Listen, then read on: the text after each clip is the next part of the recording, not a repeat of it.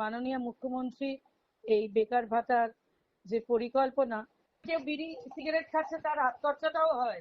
আরম্ভ হয়ে গেছে এই বেকার ভাতা চালানো।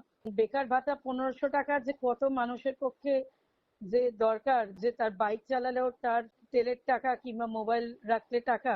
বিরোধীদের কোনো কাজ নেই, শুধু কটাক্ষ ছাড়া। আসক্তির দিকে ঠেলার জন্য নয়, ওটা হচ্ছে কেন্দ্রীয় সরকার করছে। কেউ বিড়ি সিগারেট খাচ্ছে তার হাত খরচাটাও হয়, কিংবা চা খাচ্ছে বিস্কিট খাচ্ছে তারও হয়, সিমের চার্জটাও হয়। সে বাইক কিনেছে, বাবা কিনে দিয়েছে, আর সে বাইক চালাচ্ছে, তার বাইকের তেলটাও যদি হয়